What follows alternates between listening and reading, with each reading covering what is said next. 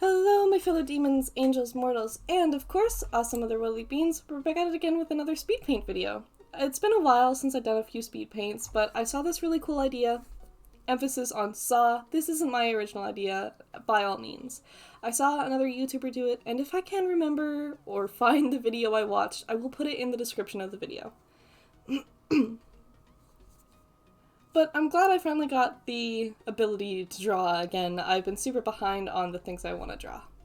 But going into the idea of this, I saw just a Pokemon generator, as you saw in the first clip of the video, and decided to just create some random dragon type, because I love dragon types. We originally got something of dragon flying. Now, I took into the account the geode looking shape on its chest, and I went with that instead.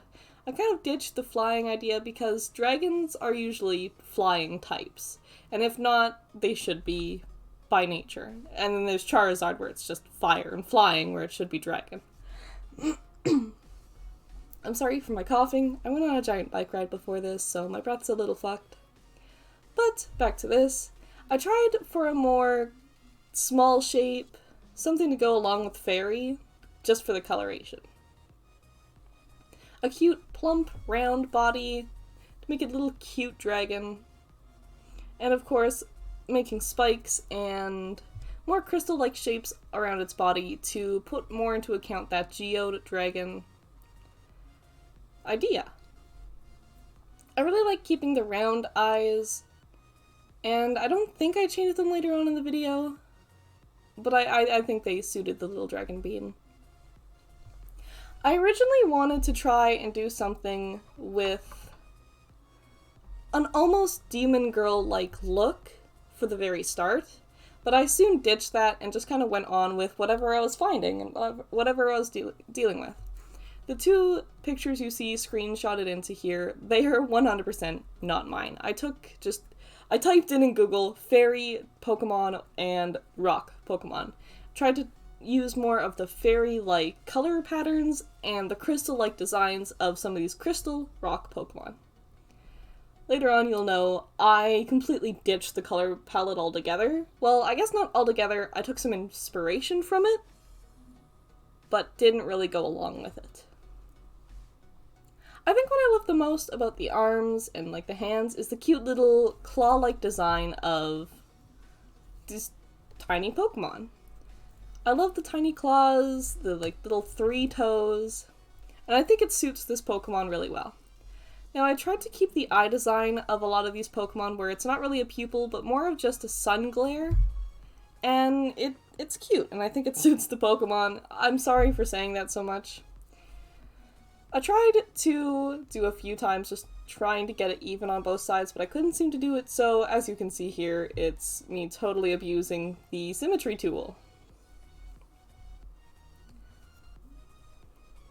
And even with the symmetry tool, I messed up the shoulders or where like the neck connects really bad. I do go in and fix that later, so that's helpful. Again, trying to master the tiny little 3-toe shape for the arms, and continuing with that nice round body with the cute little stubby legs, and just a little simple toe design for the bottom. As you can see, I completely missed the other side, but I do go back to do that later.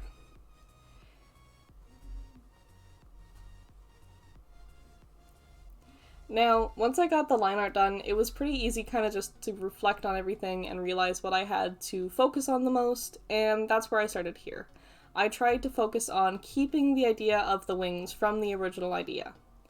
And I tried to make them look a lot more kind of like, in a sense, like a crystal design. And I actually took inspiration from the green crystal-like wings from Roblox, especially with my Crystal Dragon OC Kiriyami. And after I got that, I thought, well, if this is going to be a geode Pokemon, it has to have geodes, right? So I focused for the rest of this little bit on the inside geodes of its chest, and tried to kind of go around and make sure it actually looked like a geode Pokemon.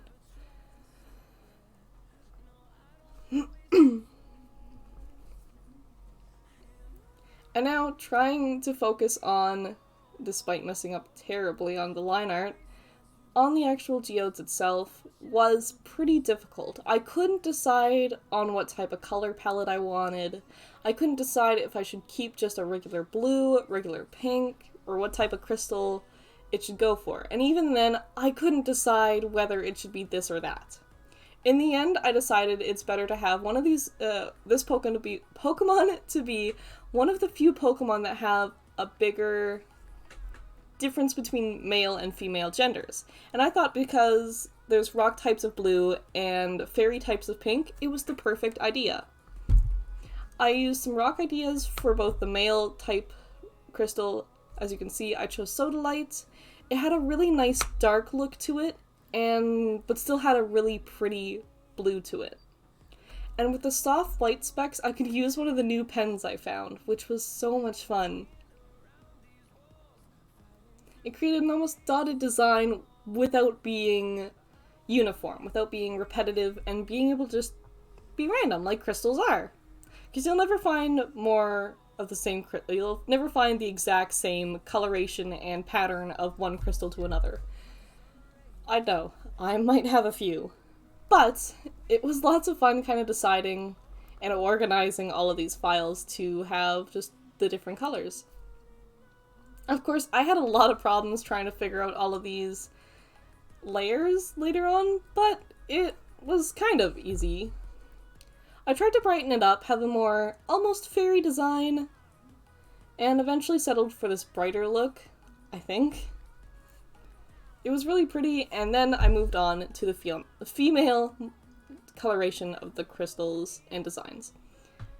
And I think what I love most about this Pokemon right now is it's going to be one of the few Pokemon that I think shinies should look like when they have a more lighter base. You'll see what I mean later on in the video, but for now, I think we'll focus on the beautiful, almost rose quartz pink I used, but of course had a more hot pink coloration to it. Of course, keeping the white speckles from the Sodalite and continuing it on with the female design.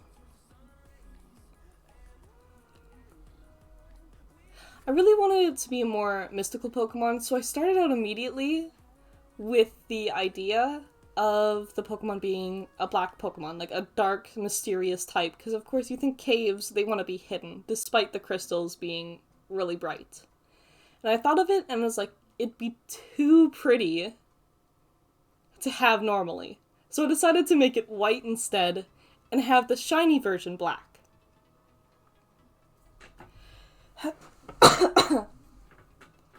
I thought of having a nice pattern to it. Something simple but pretty at the same time. I didn't just pause this, did I? No, it's just slow. Okay, there we go. But yes, I tried to have a more simple pattern to it, and something that would just kind of mix along with the different fairy types. Still trying to keep that pattern, but add more of a fairy type look. And eventually I settled for having the whole pattern pink for this idea. I was trying to mess a lot with trying to just make the colors inverted, but later found out there is no simple way to do it on Fire Alpaca. But I loved the shade of green that the pink turned into. So I separated the layers and completely changed the pink to that shade of green after way too much organizing.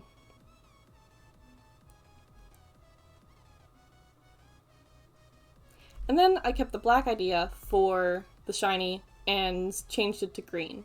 In my opinion, I really like the shiny version more, and I feel like that's how it should be with a lot of Pokemon. I think the shiny should always look better than the regular, because shinies are a lot harder to come by. You don't want just a really weird looking shiny if you're going to put that much effort into finding it. I still tried to keep more of a simple Pokemon design for the eyes, of course using green background to make sure I filled in everything correctly. You'll see me do a lot of that in different types of speed paints. You'll also see I tried to... Hold on one second. There we go. I also tried to keep a more simple design for the inside or just around the geode.